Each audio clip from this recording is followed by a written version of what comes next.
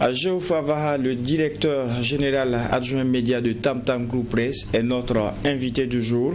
Avec lui, nous abordons deux sujets. Premier sujet, la dissolution de la CENI par le Conseil des ministres. Et second sujet, fraude commerciale. La BMCRF passe à la vitesse supérieure. Bonjour et bienvenue à vous. Bonjour Serge Kaboré, bonjour aux auditeurs et aux téléspectateurs. Alors, on parle en termes de premier sujet de la dissolution de la Commission électorale nationale indépendante par le dernier Conseil des ministres. Déjà, est-ce qu'on peut revenir sur ce qui avait prévalu à la mise en œuvre d'une institution comme la CENI? Il faut dire que pour parler de la CENI, il faut attendre au niveau des années 98. Voilà, si ma mémoire est bonne, c'est mai 98 notamment, à travers la loi numéro 2198 AN, donc du 7 mai 98, on a la création de la CENI, Commission électorale nationale indépendante, mais dans sa forme que nous avons actuellement, il faut attendre des réorganisations et puis des changements profonds en 2001. Pour qu'on les ait dans la forme que nous avions jusqu'à maintenant. Et avant la CENI, qu'est-ce qu'il y avait? Il y avait une commission nationale d'organisation des élections qui, elle, était rattachée au ministère de l'administration territoriale. Et donc, cette commission-là, elle aussi est née, je pense, en 91, et l'un de ses premiers actes a été de travailler sur le référendum qui a permis le passage à la 4e République. Mais après, il y a eu la critique notamment venue du monde politique, mais aussi d'organisation de la société civile, de ce que ce modèle d'organisation de consultations électorales n'était pas celui indépendant. Donc, il a été demandé qu'il soit mis sur pied une commission qui ait cette vocation-là et qui soit trempée par cette indépendance-là pour ce qui est du regard qu'on pourrait avoir organisationnel sur les élections. Maintenant, ça n'a pas forcément été facile parce qu'il faut se rappeler aussi qu'il y a eu un moment de fragilisation du pouvoir d'antan, celui de Blaise Compaoré, avec, on sait, la question de Norbert Zongo et puis la mise sur pied d'un collège des sages qui, dans ses propositions et ses recommandations, avait aussi parler d'une commission qui soit indépendante et qu'on ait à créer pour l'organisation de nos élections. Donc, il y a tout il y a eu tout ce, on va dire, cet écosystème-là, il y a eu tout cela qui a, à un moment donné, concouru à ce que on ait la mise sur pied de cette commission. Donc, ça part déjà du constat d'une commission d'organisation des élections qui, pour beaucoup, était trop affidée au pouvoir d'alors, et donc il fallait une commission qui soit plus indépendante. Et puis, je dis encore, le collège des sages aussi l'avait demandé, et donc pour cela, ça a été acté en 98, mais de sa forme actuelle, c'est en 2001, avec les changements qu'on a eu après. On va faire une sorte de bilan, parce que quand on regarde, elle avait vocation à gérer tout ce qui concerne l'aspect électoral, et dans son bilan, quel a été le rôle majeur que la CENI a pu jouer durant les élections que l'on a connues jusqu'à la dernière? Le rôle, ce sont ses fonctions. Ses fonctions, c'est de s'occuper de la question électorale depuis la formation de la liste elle-même, du fichier électoral, donc de ceux qui ont la capacité, qualité de votant, jusqu'à ce qu'on ait des résultats provisoires. Donc c'est ça le rôle de la CENI. Et sur les questions de référendum et tout ça, c'est des éléments sur lesquels la CENI travaille. Donc lorsqu'il y a des consultations directes, notamment des populations, que ce soit pour des élections ou pour des moments bien précis de la vie de la nation, pour lesquels on demande l'avis direct des populations. Et donc, c'est ce à quoi a travaillé la CENI. Maintenant, c'est clair que quand on veut souvent regarder dans ce qu'est le bilan de cette CENI-là, beaucoup regardent dans ce que nos élections ont donné. Est-ce que ça a vraiment changé la donne pour le Burkina? Et est-ce que ça nous a apporté plus? C'est souvent dans ce type, on va dire, de tamis là, que chacun essaie de passer la CENI pour se dire est-ce que c'est bon ou c'est pas bon. Mais je crois que d'abord, quand on part du constat premier de ce qu'avait donné la commission d'organisation des élections qui était rattachée au ministère de l'administration territoriale, et alors que tout le monde demandait le caractère indépendant, les sages qui, eux, ont travaillé en termes de propositions juste après l'affaire Norbert Zongo qui avait secoué un peu le pays, n'étaient pas dans des jeux d'intérêt, mais ils avaient fait le constat que ce qu'on avait en ce moment en termes de système d'organisation n'était pas forcément celui indépendant qui pourrait amener à des changements si vraiment le peuple en voulait. Donc ça part d'un constat. Maintenant, est-ce que la CENI a pu apporter plus que ce que cette commission qu'on avait comment dire en son temps traité de non indépendante avait elle aussi apporté? C'est ça la grande question. Et donc au fil du temps, quand on regarde aussi la façon de fonctionner de la CENI, il y a eu aussi, quoi qu'on dise, un certain nombre de problèmes. Et parmi ces problèmes là, il y a que d'abord c'est la composition, mais ça même c'est pas trop forcément la question du débat, mais ceux qui viennent représenter qui sont désignés pour venir à cette commission électorale nationale indépendante là sont souvent l'émanation pour la plupart de postures qui sont celles partisanes, parce qu'ils sont issus de partis politiques, de groupements de partis politiques. Maintenant il y a la société civile aussi, et puis je pense qu'on avait toujours voulu que le président soit quelqu'un de la société civile pour qu'on soit à équidistance de cette... Il y avait une sorte de présidence tournante. Voilà, pour qu'on soit un peu à équidistance de certains intérêts. Mais la vérité c'est que même quand ils prêtent serment, ceux qui viennent représentent toujours les intérêts de ceux qui les ont amenés. Donc le caractère indépendant commence à devenir toujours compliqué. Parce qu'à l'intérieur maintenant de cette CENI se trouvent les contradictions du dehors.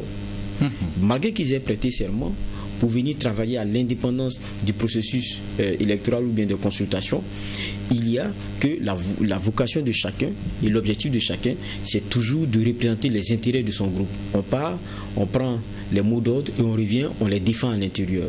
Alors qu'on prête serment d'avoir un peu ce qu'on pourrait appeler le devoir d'ingratitude. C'est vrai qu'on m'a fait envoyer, mais maintenant je travaille pour une mission qui est claire, c'est l'objectivité, c'est l'indépendance dans le processus. Mais ce n'est pas forcément ce qu'on avait. Chez le parti politique, on ne l'avait pas. Et deuxièmement aussi, chez celui qu'on a appelé à un moment donné aussi comment dire ça, la société civile.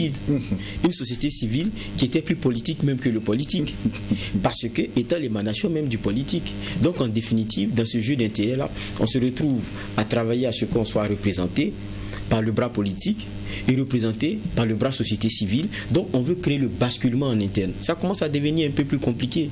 Et ça, on a vu comment aussi, par exemple, même cette CENI là, sur certains éléments, je me rappelle lorsqu'il s'était agi à un moment donné de déposer, je pense, des listes, il y avait un parti politique, c'était celui au pouvoir, et qui était dans la contradiction d'avoir deux listes. Normalement, la CENI devrait invalider, c'est tout. Mais la CENI est venue en son temps s'interposer en médiateur, ce qui n'est même pas son rôle. Et en définitive, par le jeu même avec la justice, on a une liste qui a été retenue. Ce n'était pas le rôle de la CENI. Donc le caractère indépendant, il l'avait déjà perdu. Donc la crédibilité ici n'était plus si forte et pertinente. Donc ça, c'est déjà l'un des aspects qu'on pourrait ressortir. C'est-à-dire, d'abord, le caractère partisans de ceux qui viennent représenter les groupements qui les y envoient. Ils n'ont pas le devoir d'ingratitude. Il y a la société civile qui, on se dit, à équidistance des intérêts, qui est l'émanation de ces partis politiques. Donc on est dans un genre de composition qui devient déjà assez biaisé en interne. Et puis il y a le dernier élément qui est aussi de l'ordre de ce qu'on a reproché aussi à la Commission nationale d'organisation des élections en son temps, c'est d'être financé et donc de la part par l'État.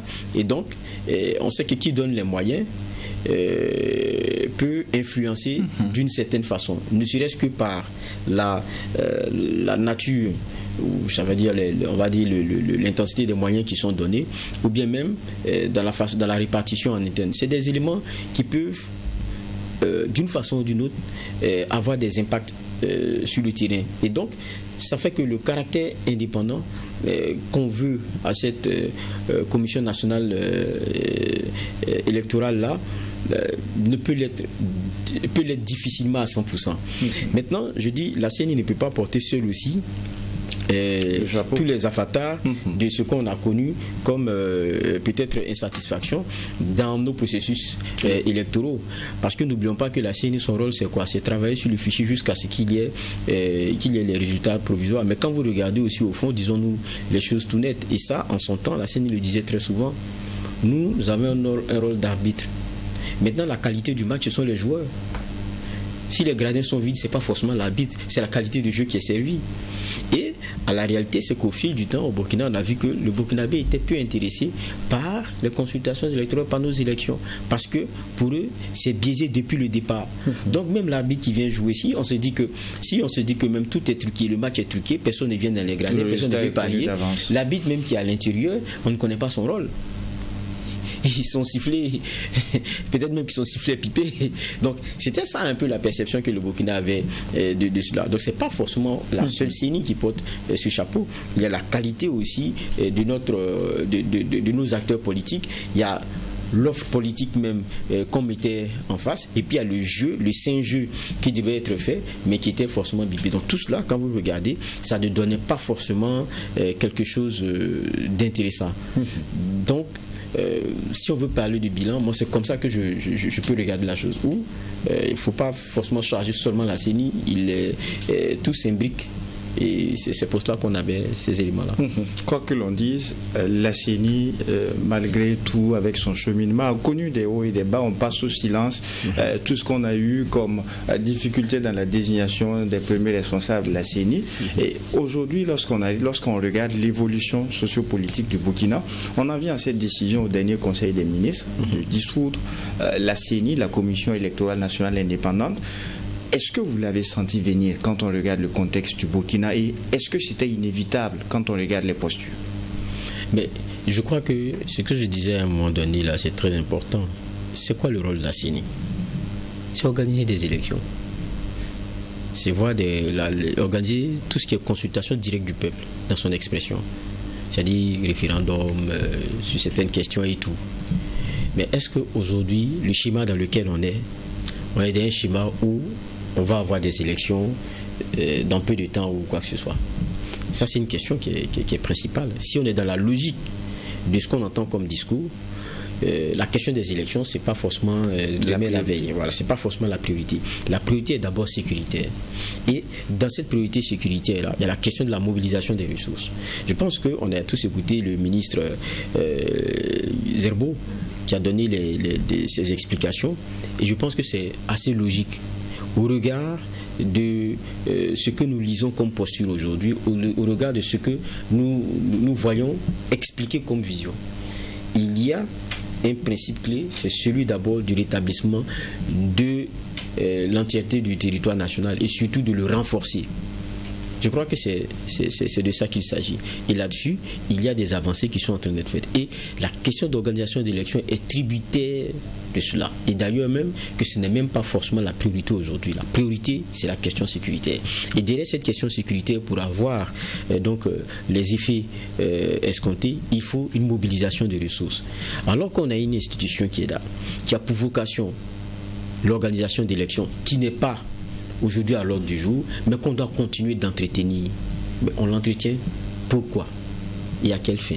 Quand on sait logiquement que maintenant, il ne s'agit pas d'organiser des élections ni aujourd'hui, ni dans un futur forcément très proche.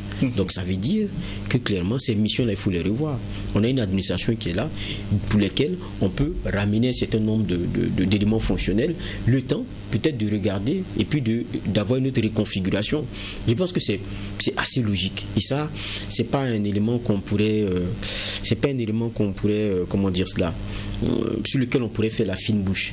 Bien au contraire, je crois que on a des autorités qui, sur cette décision-là, sont alignées dans la logique qu'ils nous ont présentée depuis. Alors, quoi que l'on dise, le Burkina a déjà fonctionné sans la CENI, sans une commission électorale nationale indépendante. Mais aujourd'hui, quand on regarde, le rôle est désormais dévolu au ministère de l'administration territoriale. Est-ce que le ministère peut gérer l'aspect électoral avec une neutralité pour vous? Bon, ça, dire oui, c'est oublier que ça s'est déjà fait. je le disais tout à l'heure, avec la commission que nous avons avant, la Commission nationale d'organisation des élections, qui était rattachée au ministère de l'Intérieur, c'était un élément qu'on avait déjà tenté. Et il y a eu les récriminations qui sont celles d'une volonté d'indépendance plus affichée pour ce type de commission-là qui est à charge de l'organisation des élections. Donc on l'a déjà tenté et il y a eu donc il y a eu ces récriminations, il y a eu cette approche nouvelle qui est celle de la CENI dans la nomenclature que nous avons connue. Mais donc on ne peut pas dire que d'emblée c'est ça la solution. Mais attention, c'était aussi, quoi qu'on dise, un modèle d'organisation dans un contexte et à un moment donné, c'était le pouvoir du président Blaise Compaoré. Donc, c'est aussi à une autre époque, avec d'autres réalités. Est-ce qu'aujourd'hui, on peut avoir un genre de recadrage qui permette plutôt qu'on puisse se recentrer avec le ministère de l'administration territoriale qui joue un rôle clé s'il y a des élections? Mais je me pose même la question de savoir, est-ce qu'aujourd'hui c'est un débat même qu'il faut poser? Je pense que ce qu'on tire comme conclusion, pour moi, ce n'est pas la question d'une réorganisation tant que ça, avec une volonté de remettre au ministère de l'administration territoriale, donc aux questions intérieures, la dévolution de l'organisation des élections. Je pense que ce n'est pas forcément la démarche qu'il y a aujourd'hui. Il y a plutôt un constat. Les élections ne sont pas aujourd'hui forcément à l'ordre du jour. Il y a une autre priorité qui est celle sécuritaire. Il y a des moyens qu'on doit mobiliser pour cette guerre-là. Il y a une institution qu'on continue de financer alors qu'on n'a pas d'élection à organiser. Il n'y a pas forcément de référendum qui pointe à l'horizon. Donc, on ne peut pas continuer à garder cette institution et injecter de l'argent dedans. C'est comme ça que je vois. Et donc, il y a des missions qu'on peut reverser très rapidement à celui de l'administration territoriale. Je pense que c'est ce qui a été fait. Maintenant, peut-être que quand pointera des élections à un moment donné, il y aura maintenant la réflexion qui sera menée sur le modèle avec lequel on pourra aller. Pour moi, la décision d'aujourd'hui est plus basée, ça le ministre l'a dit de façon très claire, sur une question de logique au regard de l'instant, plutôt qu'un choix sur un modèle qui pourrait être celui le meilleur pour l'organisation des élections. Mais pour la question que vous posez, par exemple, les visions sont différentes.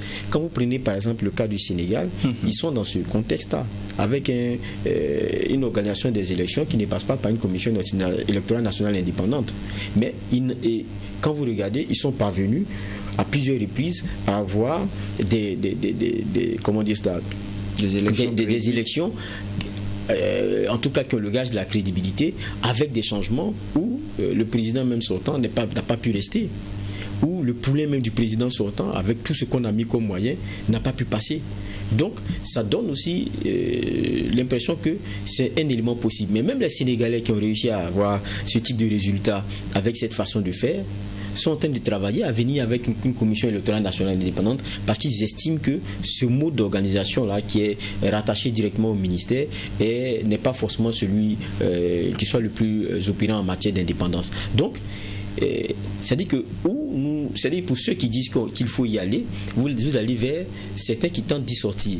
Donc, je pense que pour moi, l'élément profond, ce n'est pas tant la question d'être attaché ou pas rattaché. Parce que tout à l'heure, j'ai dit, avec la Commission électorale nationale indépendante, on a vu comment les dissensions du dehors se retrouvent toujours à l'intérieur de la CENI. Prenez le cas de la Côte d'Ivoire, c'est toujours pareil. On a toujours ce type de clivage, et avec des représentants qui ne sont rien d'autre que les représentants des forces qui les ont envoyés, et ça ne change même pas. De la société civile qu'on ne maîtrise pas vraiment, parce que étant souvent l'autre bras même du parti, des partis politiques. Donc ça devient vraiment très compliqué. Donc d'une façon ou d'une autre, je pense que c'est la question de peut-être, je peux parler de probité, parce que souvent en politique, c'est des éléments qu'on a du mal à mettre ensemble, alors que je pense qu'il y a des hommes politiques qui sont une façon de voir assez élevée et qui ont la probité, l'éthique dans leur démarche. Mais c'est la qualité de ces hommes politiques, c'est la qualité de ces mouvements politiques, de ces partis-là, qui fait un peu l'offre qu'on a et puis le jeu sain qu'on a. Le jeu n'est jamais sain à 100% parce que c'est une course au pouvoir et ça c'est une réalité. Maintenant il y a des garde-fous à mettre, mais je pense que le moment venu, il y aura un modèle que le Burkina pourra, sur lequel le Burkina pourra réfléchir.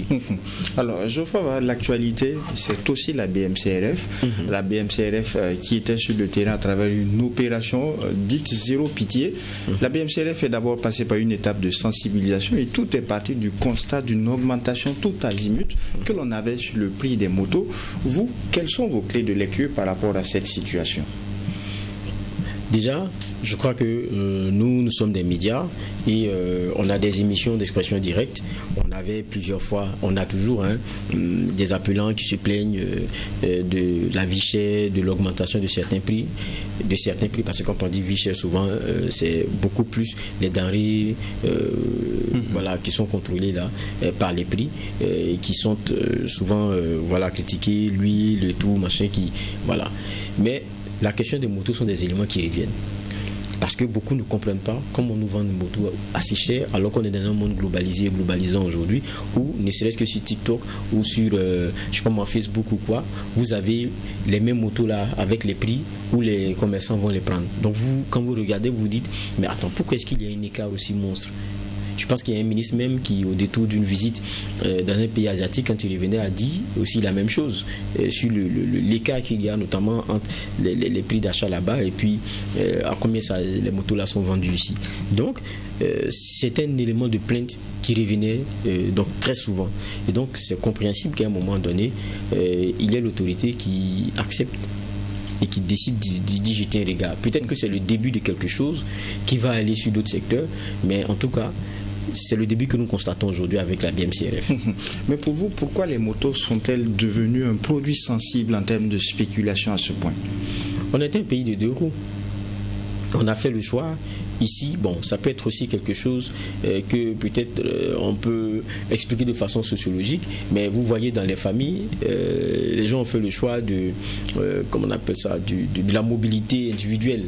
C'est-à-dire que les enfants, chacun veut même sa moto, le monsieur, même s'il a une voiture, il a sa petite moto à côté, il a celui de sa femme, il a celui des enfants. C'est un peu comme ça. Et certains viendront, ceux qui ne sont pas habitués, qui viennent d'ailleurs, vont regarder, vont dire, mais tout ça, ça fait au moins 2 voitures. Mais non, on a dans le sang la question de la perception de notre mobilité est vraiment personnelle. C'est pour cela que très souvent même, vous regardez comment nos transports en commun ont vraiment des difficultés à pouvoir avoir une bonne marge de clientèle. Vous, la Sotraco, pour ne pas citer que cela, même les taxis et autres, vous voyez, c'est le moyen usité par défaut. Sinon, quand vous avez la possibilité, la première chose, c'est aller acheter une moto. C'est quelque chose qu'on a dans notre ADN. Et donc, on est un pays de 2 roues. Ça, c'est un fait. Maintenant, ça rend en même temps aussi, quoi qu'on dise, la question de l'achat de ces engins-là assez, je dirais, sensible d'une certaine façon. Parce que la question des coûts, quand on regarde avec certains pays de la sous-région, ça commence aussi à susciter aussi certains questionnements qui sont logiques.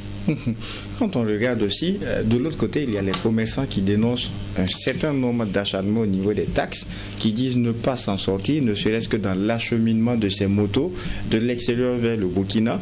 Et finalement, je me retrouve à vous poser la question, peut-on parler de dysfonctionnement du marché ou d'un déséquilibre entre liberté commerciale et régulation?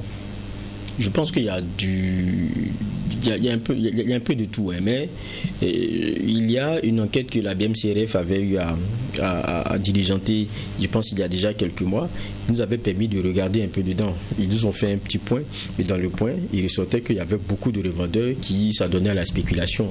Et il y en a aussi qui allongeaient ce qu'ils avaient comme intermédiaire de vente pour avoir parmi lesquels il y en avait qui n'étaient pas forcément agréés, pour avoir des prix à la fin qui soient, comment on appelle ça, très élevés. Donc quand vous regardez ça, je pense qu'il y a un problème. Maintenant, l'État qui lui-même décide de s'attaquer à cette réalité-là, je pense que l'État a tout dans les mains. L'État sait combien ils payent comme taxes, impôts, comme vous voulez et tout. Ils savent plus ou moins à combien la moto elle est déclarée quand il vient pour les droits de douane et tout. Ils savent.